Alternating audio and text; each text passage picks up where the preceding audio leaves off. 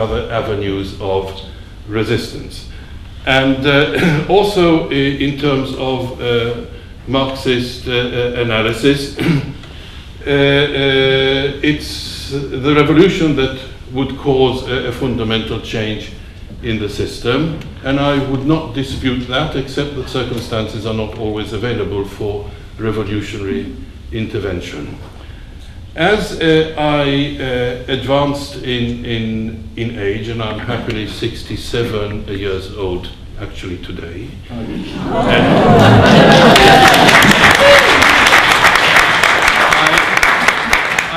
I came to appreciate the significance of nuance, and I came to appreciate the significance of veiling reality.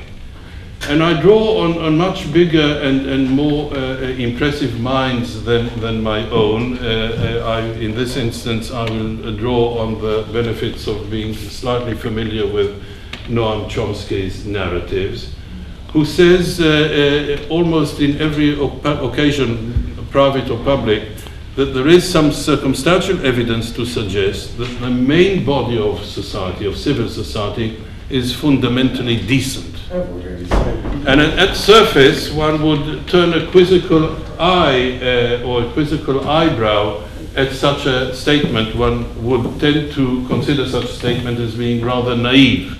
We look around ourselves, and I doubt that our immediate environment would corroborate that statement as an obvious statement, that the mainstream of civil society is fundamentally decent, says Chomsky. But he does have corroborative evidence to endow credence to that argument. The corroborative argument is fairly straightforward.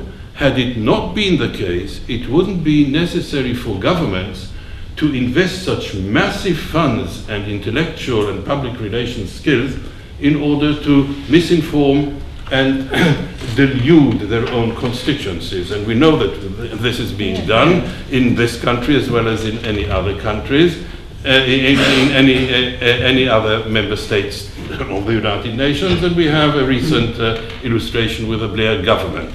If governments need to invest such massive resources in order to mislead their own constituencies, there must be some resistance there.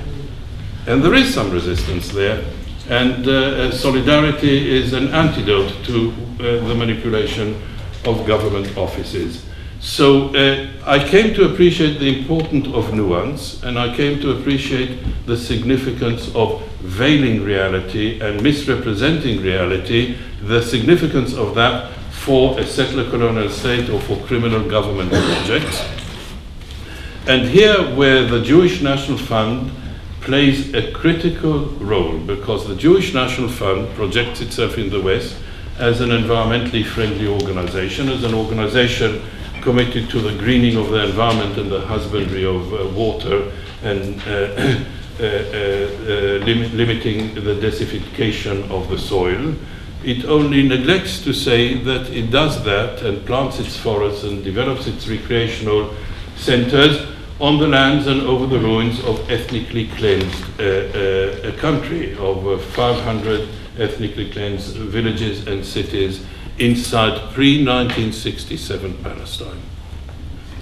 Territories that, consequent to the 1948-49 war, became a recognized state, member state of the United Nations, the state of Israel.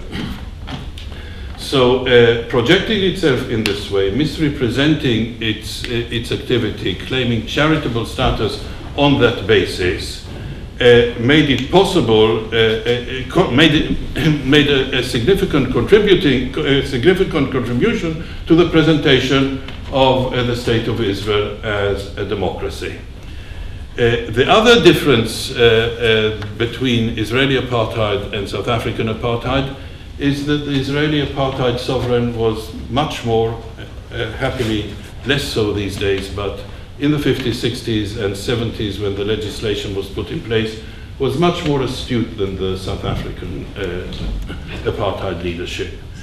South Africa legislated apartheid at core, namely control of land and subsoil.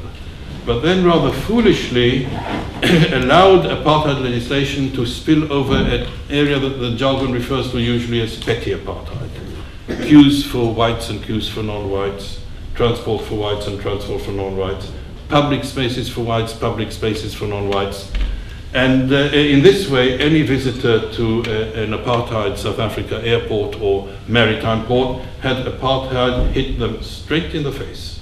You couldn't escape seeing apartheid, observing apartheid, going through the apartheid system. There is very little petty apartheid in Israel. Many of you had gone through the airport, and you would, I doubt that you would observe queues for Jews and queues for non-Jews. The legal distinction, by the way, is not Jew versus Arab, but Jew versus non-Jew. The category of non-Jew applies primarily to the Arab population, but the legal distinction is Jew versus non-Jew. There are no buses for Jews and buses for non-Jews. No public spaces designated, segregated, visibly segregated between Jews and non-Jews. Jewish National Fund parks and recreational facilities go on public holiday. You'll see Arab families and Jewish families, non-Jewish families and Jewish families happily barbecuing in proximity to each other, children frolicking in the recreation facilities, and an astute JNF guide taking a group over to Canada Park or any other of the dozens or 100 parks developed by the JNF would possibly challenge the audience. If any one of the audience would tell the guide, you know, there's this Dr. Davis that claims that the JNF is complicity with a crime against humanity and it's an apartheid instrument, an informed guide would say, us, apartheid? Where is the segregation? And there is no visible segregation. There is little petty apartheid. I doubt that the guide would take you a few hundred meters away and point to the ruins of the destroyed Arab village over the park. In case of, for instance, the British park, it's the destroyed Arab village of Ajur and Zakaria. In terms of Canada Park, it's the destroyed villages of Amwas, Yalu and Bet Nuba. In terms of the South Africa Park, it's the destroyed village of Lubia. In terms of the park named after Australia, it's the destroyed village of Ijzing. You need an informed guy familiar with the history of the JNF, with the history of the ethnic cleansing of Palestine, to take you these few hundred meters further and point to the crime against humanity. So in this area, the absence of petty apartheid, indeed Israeli apartheid is in a very important way different from South Africa apartheid.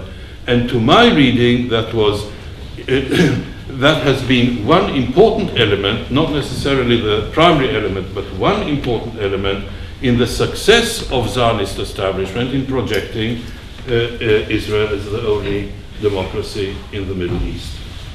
Now that veil is gradually fraying at the seams and falling apart progressively more and more to the center. It is because the racism, in my experience, makes governments stupid. And again, there are there are nuances, there are degrees in levels in racism, and I came to appreciate the fact that racism is just slightly different in apartheid Israel than it would be, for instance, in Italy or in Malaysia. That slight difference is an important difference. And as the challenge to Israeli apartheid and Israeli occupation policy is being progressively empowered, the Israeli leadership is becoming more and more stupid. There's no other explanation to classify, for instance, the Israeli response to the Free Gaza flotilla. It's utterly idiotic. But that's what happens when governments pursue over decades apartheid policies and policies. And it is at this nuance that our intervention can be effective, but we have to restrict and be very accurate with the presentation.